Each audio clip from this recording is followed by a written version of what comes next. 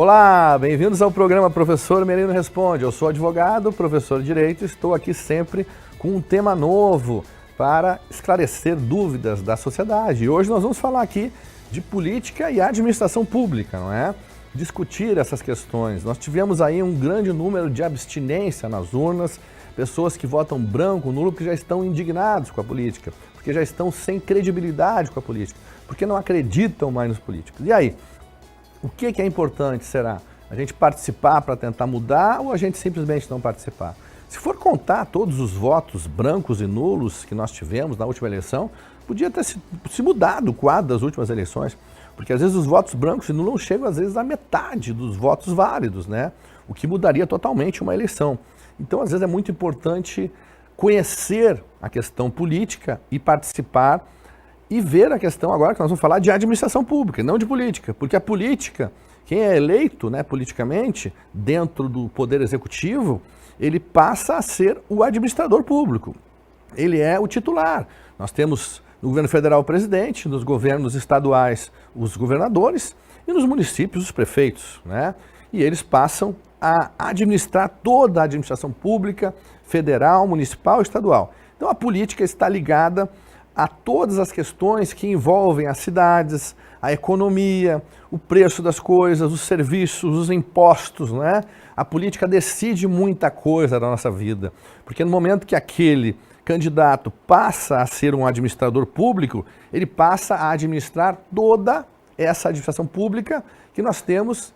O que é composto a administração pública, né? Nós temos a administração pública direta, é composta na esfera federal pelos ministérios, né? Nós temos o Ministério da Educação, o Ministério da Justiça, o Ministério da Fazenda, vários ministérios que compõem o grupo de ministros que administram essa parte administrativa federal. Nos estados nós temos as secretarias, né? Temos o governador, temos a Secretaria de Justiça, a Secretaria do Trabalho, Secretaria do Bem-Estar Animal, secretarias da Saúde, da Educação, da Segurança Pública. Da mesma forma, nos municípios nós temos as secretarias. E os administradores, o presidente, o governador e o prefeito, nomeiam, né, pessoas da sua confiança para ocupar esses cargos de ministro, esses cargos de secretário, para organizar a questão do município, do estado ou da União dentro daquela esfera, seja saúde, seja educação, seja segurança, não é? E aí, esses são os braços da administração pública. Então, a política, né, leva o administrador até aquela função. E aí, quando ele chega lá, ele se dá de frente justamente para toda uma estrutura que está pronta, né? Ele tem o que lá? Ele tem um orçamento que ele pode contar, ele já tem uma folha de pessoal com servidores públicos concursados, ele já tem uma folha comprometida com saúde, segurança e educação, por exemplo, coisas básicas, né? E aí tem algumas coisas que ele pode mudar, secretarias, ministérios, ele pode criar mais secretarias, ou ele pode extinguir secretarias, ele pode criar ministérios, pode extinguir ministérios, de acordo com as necessidades, de acordo com o projeto político que ele tem. Então, o projeto político de cada administrador, de cada prefeito, de cada governador, de cada presidente, ele pode mudar essa administração pública que impacta diretamente nos serviços prestados à população, na segurança prestada à população, na saúde, né, prestada à população e também na educação, nas escolas. E aí nós temos aí, abaixo dos secretários, nós temos os diretores, né? Nós temos os administradores, pessoas que também coordenam em cada área de direção serviços para a população. Essas pessoas também ocupam cargos de confiança, né?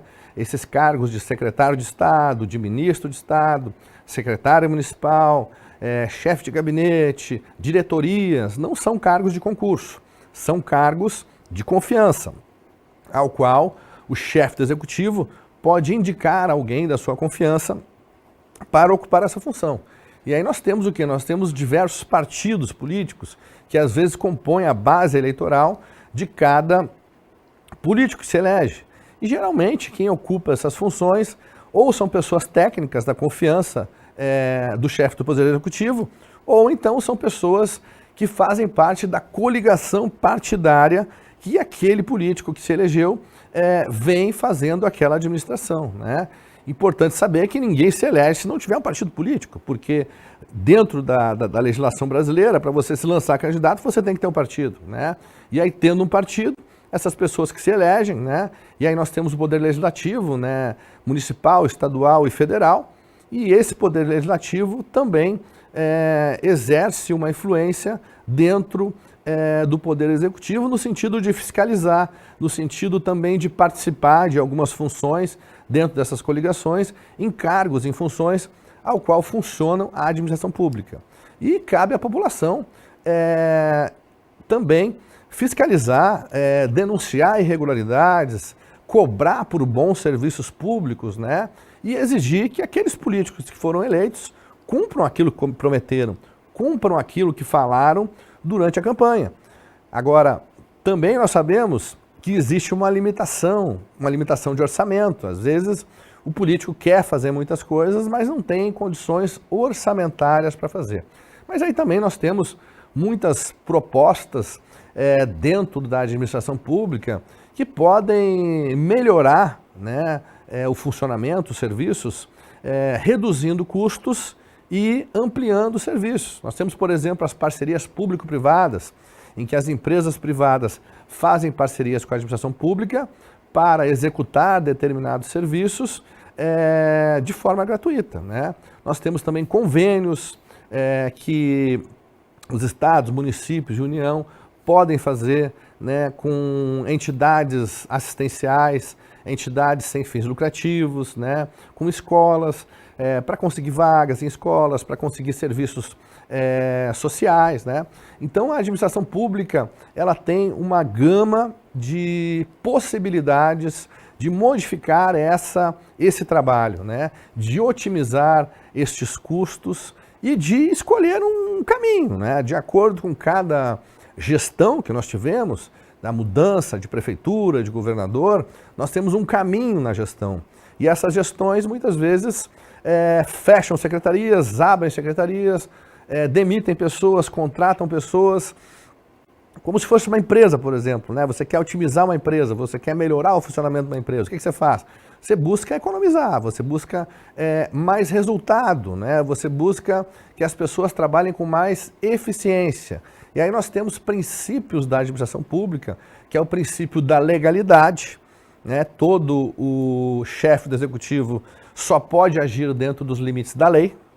Temos também um princípio constitucional da administração pública, que é o princípio da impessoalidade. O administrador público ele não pode tomar decisões pensando somente nele, ele tem que pensar na sociedade como um todo, né, no que é melhor para a sociedade, né? Nós temos também o princípio da moralidade dentro da Constituição Federal, que diz que não é suficiente que ele somente faça coisas legais, que ele faça também coisas que sejam consideradas morais para a sociedade, na visão da sociedade, né? Também nós temos o princípio da eficiência, né? A administração pública tem que ser eficiente, né? Ela tem que produzir mais, gastando menos, né? E também nós temos o princípio da publicidade, né? O que é o princípio da publicidade? Todos os atos da administração têm que ser públicos, eles têm que ser publicados. Quando se nomeia uma pessoa para um cargo público, quando se cria uma secretaria, quando se modifica algum tipo de serviço, todos esses serviços, destinações financeiras, orçamentárias, têm que ser feitos de forma pública. As contas do governo têm que ser publicadas, né? Carreiras de servidores, isso tudo tem que ser feito por meio de lei ou por meio de decreto regulamentativo, que vai regulamentar aquela situação. Então, todos os serviços públicos, as criações dos ministérios, das secretarias, extinções, atribuição de cada secretaria, de cada ministério, função de cada secretaria, de cada ministério, da Polícia Civil, da Polícia Federal, da Polícia Militar, da Polícia, da Guarda Municipal, isso tudo é feito por lei, né? Então, nós temos as leis que regem aquele trabalho, as leis que regem aqueles servidores, direitos e deveres e atuação daqueles servidores. Temos também a lei de orçamento E temos também decretos, né, que a administração pública faz dentro dos seus atos. E isso tudo é em função do princípio da publicidade dos atos, né? Então hoje é muito fácil você acompanhar o funcionamento dos órgãos públicos, o orçamento dos órgãos públicos, o que cada um gasta.